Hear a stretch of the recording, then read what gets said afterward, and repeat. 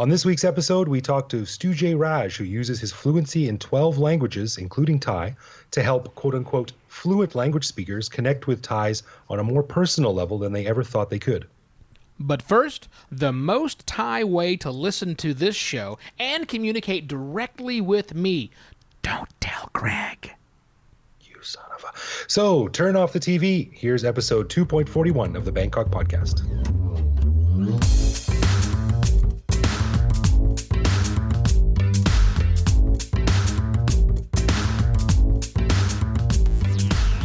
Hello and welcome to the Bangkok Podcast. My name is Greg Jorgensen, an expat who left Canada on a short vacation in 2001 and missed the winters so much that I never went back. Yeah, missing winters in Canada, sure. Anyhow, I am Evo Terra, an American expat living full-time in Bangkok since the beginning of 2016, and no, I didn't leave for political reasons. Thanks for joining us, and welcome to the Big Mango. Now, before we get started, a huge thank you to those who showed us some love on Patreon. Woo! You make our hearts feel warm and fuzzy every day. So if you, dear listener, have not yet and you want to help support the show, just head over to patreon.com/Bangkok Podcast for info, cool gifts, and bonus content. Big shout out and thank you to all those guys, as Greg said. You were a little concerned, Greg, when I floated the notion of putting Patreon out there as a funding source, but I'm proud to say that our fans are stepping up. We're almost to hit another big milestone. We had another donation today, as a matter. Another person signed up to become our patron today. So how fantastic is that? It's great. I do a happy dance every single time. No one wants to see that. Well, in a moment, we are going to talk a little bit about why your Thai remains terrible, Evo, and mine is not that much better. But you wanted to talk a little bit more about our Line account first. Is that right? That's correct. Speaking of things you didn't think were a good idea, I created a corporate Line account, sort of. I created an official account, sort of, online. Line, for those of you listening that are not in Thailand right now, is kind of the communication tool that Thais use. It's not necessarily the national communication tool. No one at the government owns it, but you would think they did because everybody in Thailand has a Line account, and it's how they communicate. It's like WhatsApp. Yeah. It's like Asia version of WhatsApp. It's usually Pretty popular. much. And you think, oh, it's like Twitter, it's like Facebook. No, it's a lot like Line. That's really what it's like. It's kind of like Line, and you just kind of have to be here to get it. But anyhow, I set that account up, and what I have been doing is, since I'm also kind of new to Line, and all of the instructions are in Thai, and as you're about to learn, I don't read Thai at all, and I certainly don't speak it very well. But so I'm just kind of fumbling around and learning things as I go. So what I do every week is I post our show to the Line group. Once it's not really a group, this is the Line account. I post the latest episode of the Bangkok Podcast. Well, I had forgotten to do that for the last couple weeks. And so before I took off on my trip to Pattaya over the weekend, I set it up so that they would automatically publish the show from the 2 weeks prior and the show that from the 1 week that was late, and then I was ready to go for this most recent show that went out. Oh, cool. So as I'm sitting there on the patio of my friend's house in Nha Jamtian, south of Pattaya, lovely condo, actually not a condo, it's a huge house he has built there. Sitting in the backyard while drinking my morning coffee, my phone beeps at me, and it's Line saying, "The Bangkok Podcast has a new episode." I went, "What has Greg..." Oh, no, wait. I scheduled that. I did that. This is your baby. I got nothing to do with it. That's right. I scheduled that. So I went, oh, that's right. Put my phone down. Less than 5 minutes later, 2 of the people who are following our Line account began engaging me in a conversation. Ain't technology grand? I was blown away that it's 7 o'clock in the morning on a Saturday, and people who listen to our show are up looking at Line saying, "Hey, thanks for the note. I'll listen to the episode in a little bit, but can I ask you a question about..." And we went into a conversation. And then just a minute later, I had another person reach out to me, also through our Line account. They clicked, they saw what was happening and said, "Oh, that reminds me, I want to ask the Bangkok Podcast a question." So I think that this Line account of ours, this kind of throwaway, let's try this thing out, is turning into a really handy tool where people can actually communicate almost immediately with me as long as I'm sitting on the, patio drinking a cup of coffee, I guess, with my Right. phone in my hand. But it was a pretty quick way for them to get feedback. So thank you very much to those who reached out. I'm not going to out you because, it's one of the other things is when you reply to the messages online, it's not public. Greg doesn't see them. So you Yeah, can I feel had free no to. idea any of this was going on because I don't see anything that happens between you and anyone else. Yeah. It's all on. It's on you. So you're not. It's not like a group where you flood everybody else with whatever you have to say. Nope. If you write back to us on our line account, it's totally private between you and whoever is reading things, and that would be me. So if you haven't already, and you don't want to, you want to get this in the real Thai way, check out our website. Go to the show notes. Maybe we need to put a big QR code because that's what Line does. They put a big QR code off on the corner to say, "Here's how you can subscribe." For those that want to follow us and get the updates online. And talk to me one-on-one. Maybe a great idea. Yeah, usually you got to line up for that kind of stuff. I see what you did there. Well, that's really cool. I'm glad that's working well. And I look forward to more of our friends joining the conversation as we go along. So, Ivo, I have a question for you. Yes. Do you know what the word prosody means? That is my favorite Queen song of all, Bohemian Prosody. Prosody, Prosody. Do you know what that word means? No. No, me neither. I had never heard it until I talked to this week's guest last night. And prosody means the patterns of rhythm and sound used in poetry. So last night, like I said, I talked to this week's guest, and we are lucky enough that he came on our show. He's one of the most talented and well-known polyglots in Asia, that is, people who are multilingual speakers. Stu Jay Raj is fluent in over 12 languages, including English, Thai, Lao, Indonesian, Malay, Khmer, Burmese, Spanish, Hindi, Danish, and Vietnamese, with working knowledge of several more. Wow. But he's not your average language educator. He has a degree in cognitive and applied linguistics and uses his skills as a corporate facilitator, cross-cultural training specialist, and to assist multinationals, governments, and NGOs in high-level conflict resolution, which is a pretty cool thing to be able to do. Yeah. So we were lucky enough to have him on the show. I talked to him last night. So let's hear that interview with Stu Jay Raj.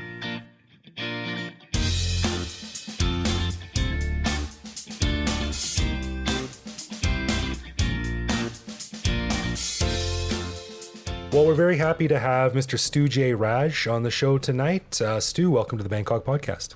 It's an honor to be here. Wow, the pleasure is all ours. So one thing I wanted to get out of the way first is that when you're obviously very skilled in a lot of languages, you're fluent in 12 plus languages. And when people hear that you can speak multiple languages, the first thing that they think about is, interpreter or translator or teacher or something like that. But there's so much more you can do with a skill of being a polyglot or having multilingual skills. So can you talk a little bit about where you can take those language skills and what they can be used to do? Yeah, you get it all the time. You speak the languages, and I just had an email yesterday from a friend's wife saying, I was looking for somebody that could take my child. They're in year 4 and they need to really improve their English, and I knew you would be the best person to talk about who could really get them up in their English. And nudge nudge, wink wink, and you know what they're inferring. And I just don't go near there. Just because you speak languages, one, doesn't mean you can teach it, and two, just because you speak languages doesn't mean you want to teach them, especially English in this part of the world. Language for me is a tool that allows you to access people in different places, and and it allows you to learn things about people that you wouldn't have had access to learn about otherwise. Even if they speak English, people talk about different things in their mother tongue than they do when they use another language, or when they're using a second language like English. So as a rule of thumb, in general, I will always try and speak a person's mother tongue with them over speaking in English if that's not their mother tongue. Right, because this is something that you go into on some of the TED Talks you talk about, and you're saying that there's so much more to knowing a language than just knowing the words and the letters.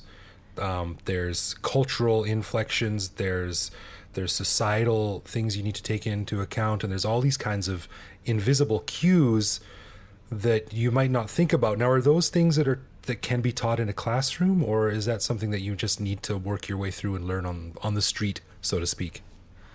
Well, the street is your best classroom. But in saying that, yeah, supposing you're a government employee and you were trained up at the your Defense Language Institute or whatever your equivalent one is in your country, you can get to in air quotes, fluent level in that language. That means that whatever you want to say, you know the structures and you know the words, that you can make it coherent and sound even grammatically correct in a language. However, when you go in and you start speaking to native speakers of that language, as soon as you open your mouth, it could be like a fart in an elevator.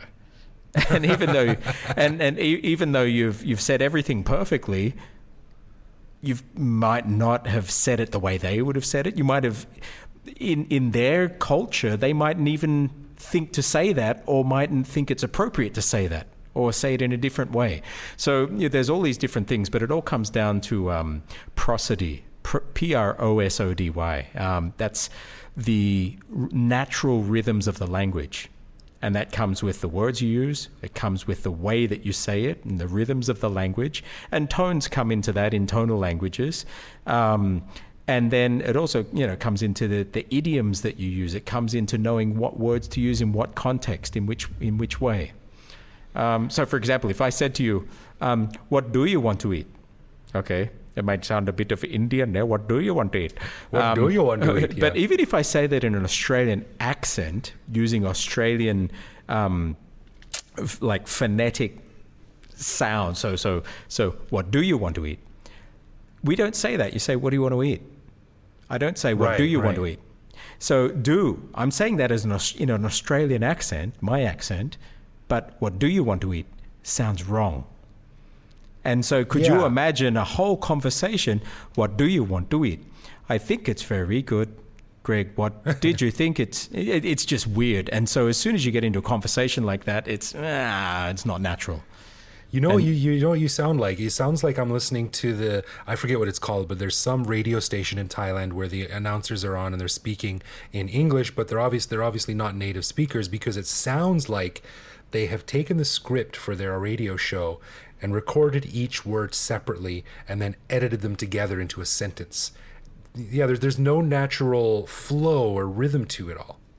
Yeah, and sometimes you can't put your finger on it because you think, is it accent? And you listen to each, if you take each word in isolation, well, no, it sounds pretty good, but it's that prosody, it's the flow of the language. Now, I exaggerated a little bit there, but it is not far from the truth.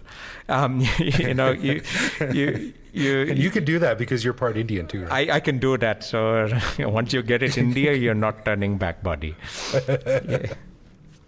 Yeah, I'm a half Indian, so I can take that liberty.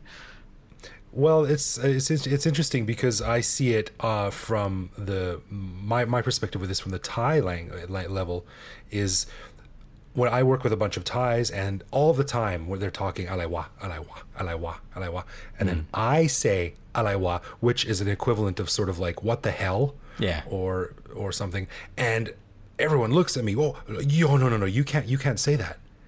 You can't say that. Like it's now. It's Do really you know why they say that people. to you? No.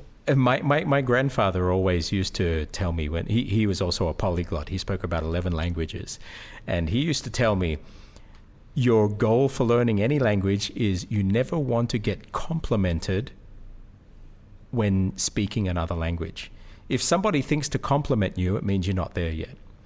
And that, if you dig a little deeper into where that's coming from, if your prosody is out, if those rhythms are out, well, then you're coming across foreign. As soon as you come across foreign, well, then no, you don't get those liberties that are given to native speakers. Oh, interesting. Okay. But if you were speaking everything else surrounding that อะไรวะแล้วถ้าสมมติว่าเรากำลังพูดแบบนี้เราก็ไม่รู้จะพูดอะไรวะ then no one would bat an eye. Then that just fits into the sentence normally, and they wouldn't even think to correct you. But the fact that all of this other stuff is around there that is incongruent with the alaiwa, and then the alaiwa comes out, they think to then say, well, no, that's not what you should be saying. Yeah. So let's bring this back down to Thailand, specifically in the Thai language. Yep. Now, when you have a program called Cracking Thai Fundamentals, yes, and it's quite well known. How do you use prosody, and how do you let people, or how do you help people unlearn what they've learned so they can get to the point where no one says, "Oh, you speak so well"? Yeah, well, actually, Cracking Thai Fundamentals, it started, 2000, at the Foreign Correspondence Club of Thailand. Jeannie Hallisey came, who was on the board there at the time. She was a journalist. She said, look, Stu, can you put some... We've had so many journalists and members of the club here. They start learning Thai and then they lose heart, or they get laughed at by their teacher, or they just get bored and they stop learning. Can you put something together that just can get people hitting the ground running so they can do their job as journalists or as NGO workers or as UN agency workers? And so that was the genesis of Cracking Thai Fundamentals. How do you actually get people to create an environment where the language is being taught to them through their environment and they can actually just go and use it? And so this is what I do. Now it's been honed down until, over the past, almost 17, 18 years. So in the book and the courses, I go through each part of that, but it's looking at understanding the language. It's understanding how your muscles and your tongue and your mouth works. And I've sat back and done a lot of the hard work for you. So I show you how to model your mouth, how to model your thinking, how to build meanings the way the Thais do, as opposed to how English speakers might do. And now when I run workshops, I don't run them very often, but when I do, I have a ball running them, but I'll get people coming in who already have a certain level of Thai, and I'll get them to send me a 90-second clip. And before we meet, I'll go and do an analysis on that clip. And more often than not, it comes down to a handful of core issues that happen time and time again with especially European learners of Thai. And once you iron those things out, you'd be surprised how few things you need to iron out to start getting natural sounding prosody. Doesn't mean you have to sound like a native speaker, but you sound natural when you're speaking. And so we look at things like that.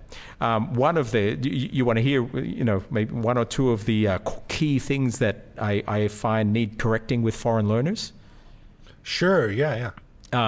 So the first thing is what I call sound paradigms from English. So we have a thing, you remember lions and tigers and bears?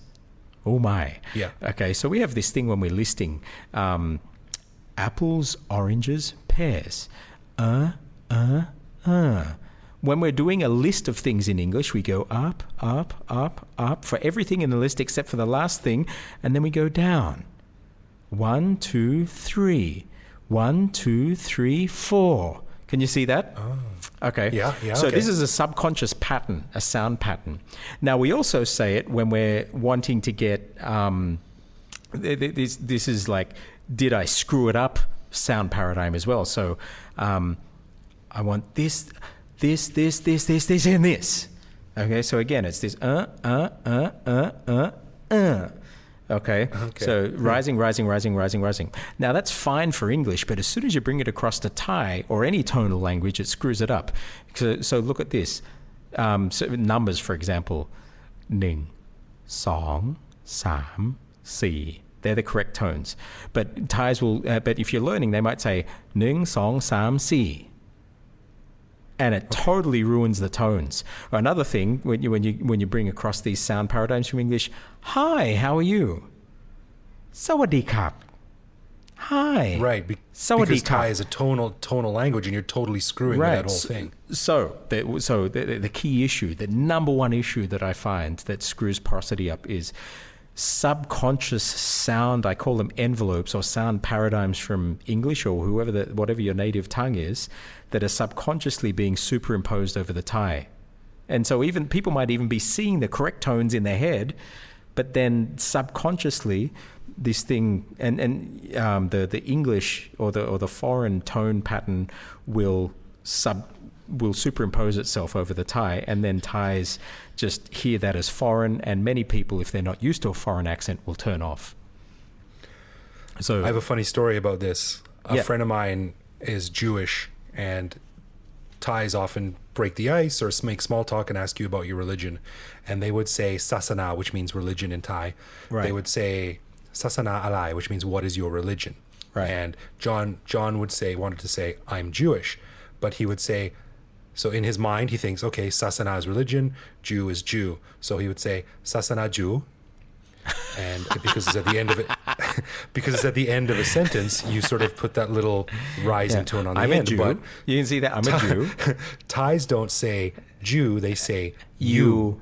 And Jew in Thai with that particular inflection means penis. Penis. Yes. So they would say, what religion are you? And he would say, I worship the cock. So And well, you see many shrines here. We call it palat kik. Palat kik in Thai is the is the phallus, and maybe yeah. So yeah, you that's a perfect example of what you're talking about, the prosody. When that's off, it can just dismantle everything you've worked so hard for.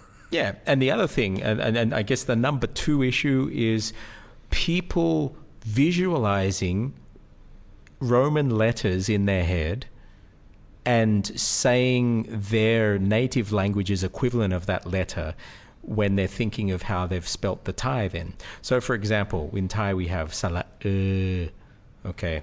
Sala is often written as some variation in Romanized script as a U, a UE, or a U with a line through it.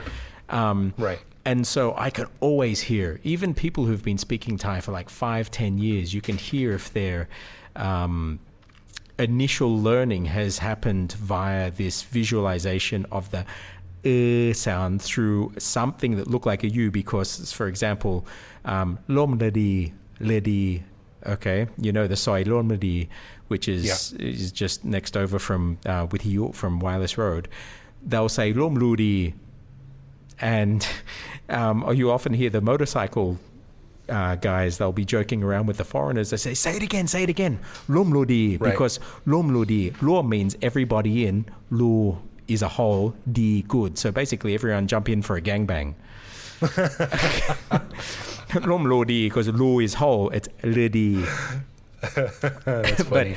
But yeah, it's this people visualizing a certain letter and in their mother tongue, and you can even the way that they pronounce then the Thai vowels, you can often have a guess what their mother tongue is by the mispronunciation of the vowels because of how they're visualizing them in their head.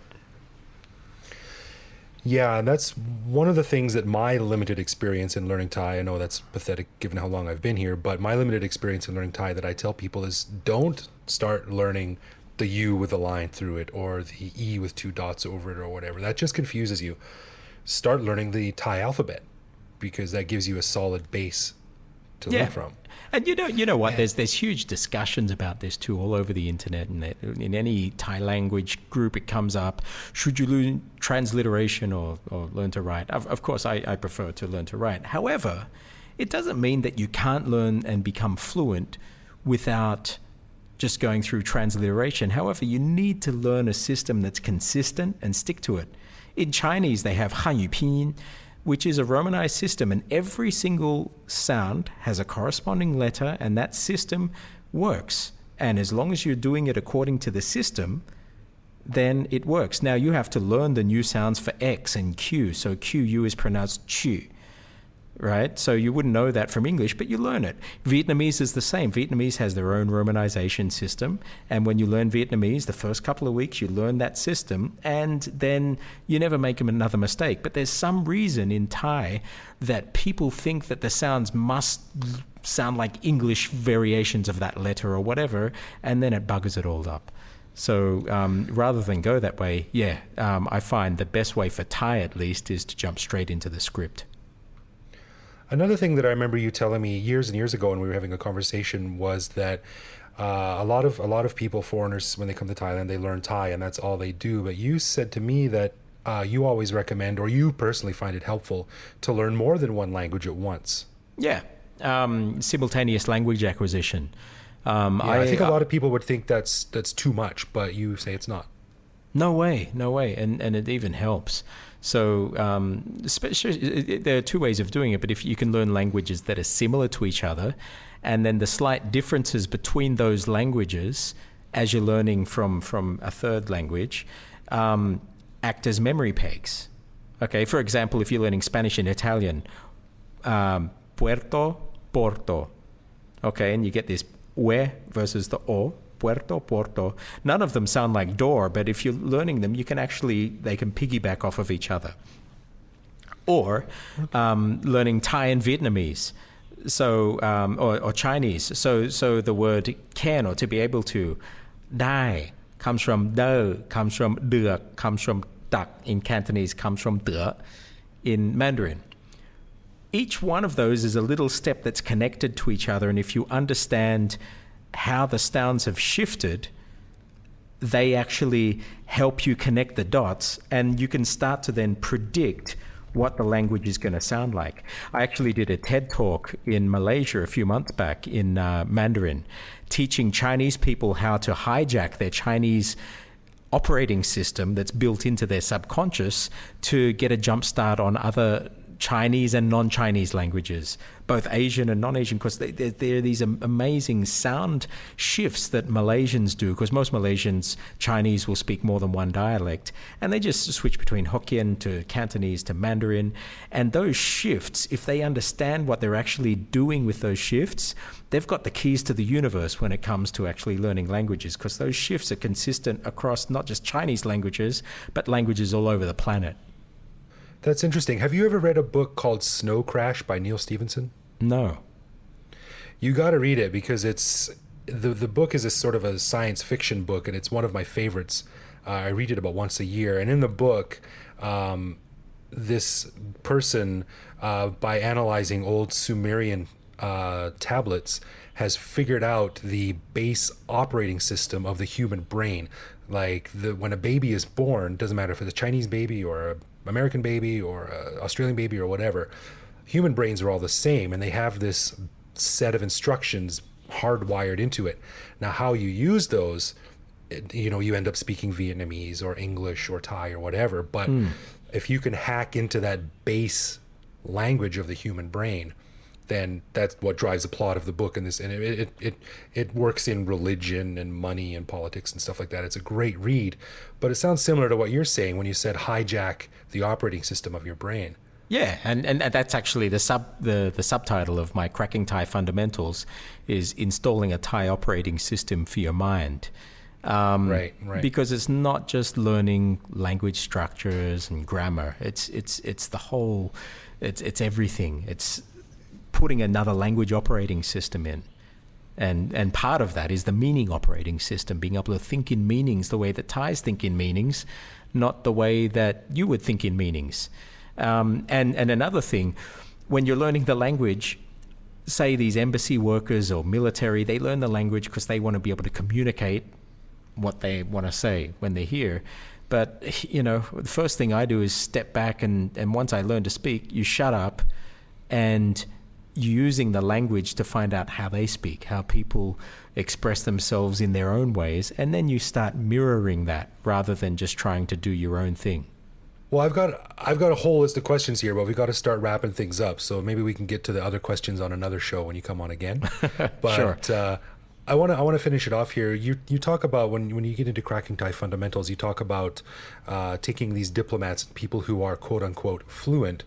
Can you talk a little bit about some of the specifics that you have to sort of open their mind to when it comes to learning Thai, so they can speak to the average Thai person in the context of their life and their job in Thailand? Yeah, well, the good thing about these guys, they're as far as language is concerned, they're very humble because they've been humbled.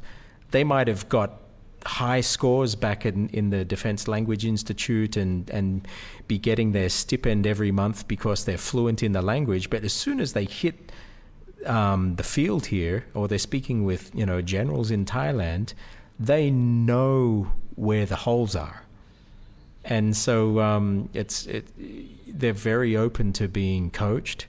And so I basically run workshops with them just like I would with Thai native speakers in presentations and negotiations, and we do it all in Thai. And we just start coaching and getting them speaking more like native Thais or native Indonesians or Malays would speak about the things they need to speak and negotiate about, rather than the way that they might have done it in the classroom back in Washington. Last question before we go. In your mind, what are the biggest mistakes that someone learning Thai can make?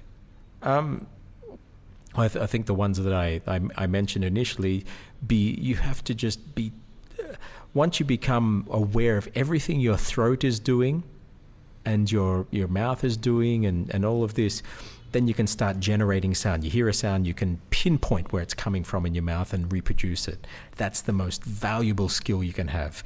The other thing is, the Thai, especially Thai, there is nothing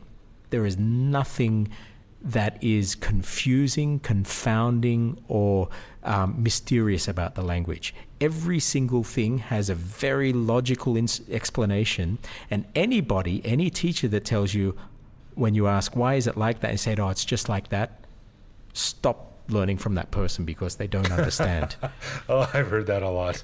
Because everything, the Thai is the most beautiful, perfect system. The sound system, it's built on a map of the human mouth. The tone systems and even the tone markers, they have logic, beautiful logic to them. Why mai ek, mai to the way they are, why there are 3 consonant classes. Everything is this beautiful logic system that fits the language like a glove. And anybody who gets overwhelmed and thinking, oh, it's just crazy and there's no sense to it, why are there so many letters for the same sound or whatever, and if some teacher starts to say things that confuse you, and if you ask questions, say, oh, it's just like that, you need to learn somewhere else, or you need to pull back, go and learn it yourself, because continuing learning with such a teacher, you're probably going to be doing yourself a disservice.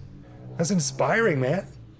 Yeah, Thai. It's a beautiful system. All languages are. Languages have a system that fits the language, and once you learn the system, it's not hard.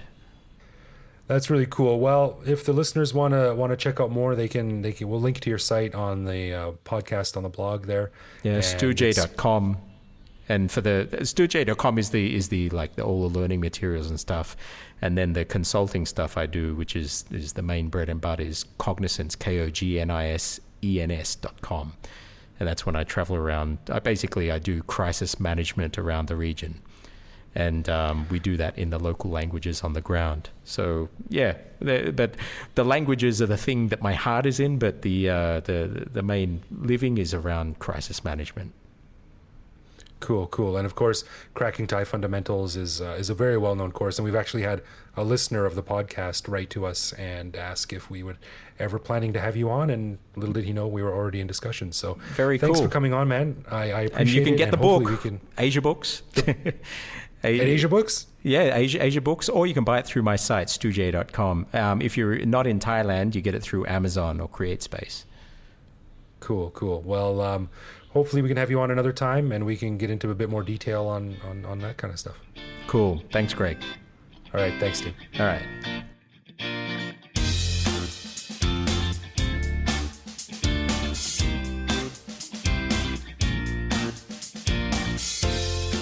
So let me tell you why I am so fascinated by what it was that Stu had to say. It's because the fascination for me is that I am vindicated. It's not my fault I'm not speaking Thai properly, you understand. It's because I speak English so well. Oh, sure it is. Yeah, there's your crutch, is it?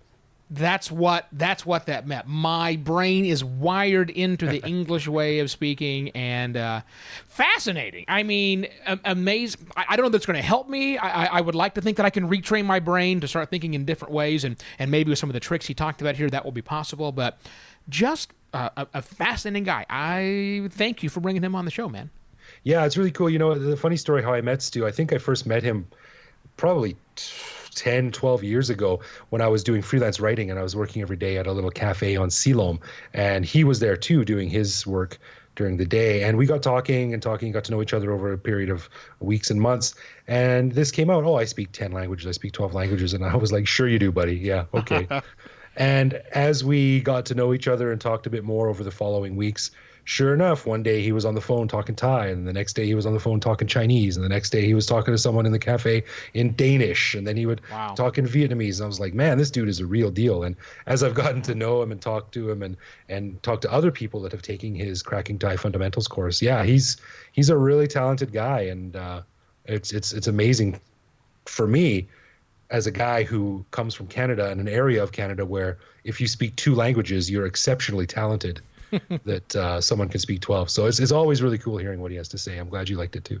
Yeah, definitely good stuff. It hit all the right marks. Speaking of fantastic marks, it's time for us to transition to my favorite part of the program. That's called Love, Loathe, or Leave, where one of us, this week it's me, gets to spring something on the other co-host and find out if that little quirk about Thailand is something that they love about living in the kingdom, whether it's something they hate about living in the kingdom, or they loathe it so much it's going to make them want to leave sooner rather than later. Here it is, Greg. Lay it on me, Big Daddy. The fascination or major distrust of automation, specifically centered around elevators. If I get into an elevator with a Thai person, as soon as my back foot has crossed the threshold, they are immediately pushing the close door button. With every single floor we get to, when someone gets out, someone else immediately presses that closed door button. Do they not realize that the door will close on its own? Well, maybe they're shaving precious milliseconds off of their 3-minute journey to the 10th floor. Ties and elevators, it's a curious little subsection of life here. And I get what you're saying. That doesn't really bother me as much as what happens when the doors start to close and someone wants to come on, or someone is walking through or about to get off or whatever. I think everyone freaks out as if the doors have razor blades on them and they're going to slam shut, and people lunge for the open door button if someone is trying to get on. And I sort of just like put my arm out in between the doors. Yeah. Like, hey, they've all got lasers, everyone. They'll open. And even if they don't, they'll close on you like 2 little books being pressed against your arm. Right. Yeah. It's like these are new. It's like someone last year brought elevators to Thailand and left them with an instruction manual that said, you have to push those buttons. They will not necessarily do it on their own. I don't find it maddening, but I do find it fascinating that every time. And so for fun, here's a trick you can do, Greg. What's that? Next time you get on an elevator, and you know there's a greater than 0 chance that somebody else may be joining you on your journey to like the 18th floor of a hospital or something, stand right next to the buttons so that they can't get to them other than to press their floor. You will watch them, and I've done this, and they keep looking at the button, and then at me, and then at the button, and then at me. Sweat beating down their face. It is awesome.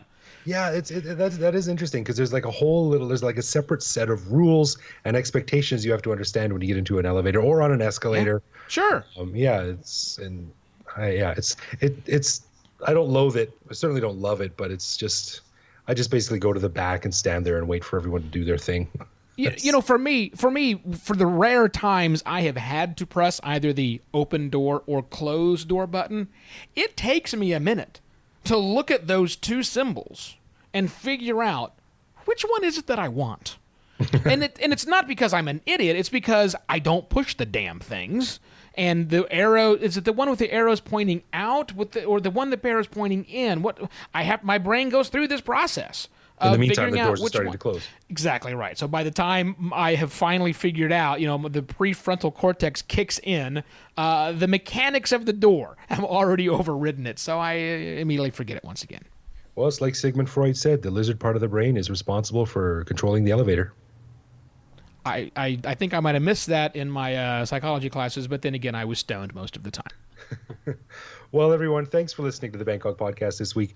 If you have something on your mind or just want to drop us a line to say hello, leave a comment on bangkokpodcast.com, or you can reach out to me directly on Twitter, where I am BKK Greg.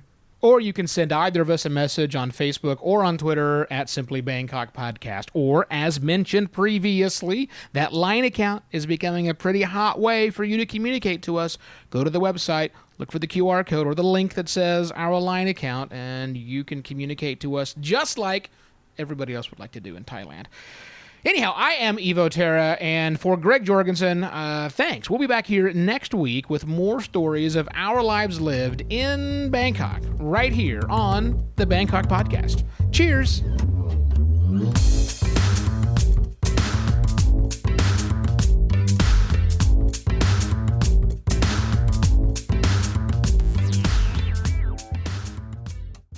Because not hitting record is a bad thing. Well, only if you want to record a show. Well, I guess that's true. Yeah. Oh, hey, wait a minute. Where's my window? I'm not sure. One of my favorite things to say. This goddamn computer did exactly what I told it to do. That's what I always say. That's not what I told you to do. I mean, that's exactly what I told you to do. But God damn it, I still didn't want you to do that. All right, here we go. Yeah.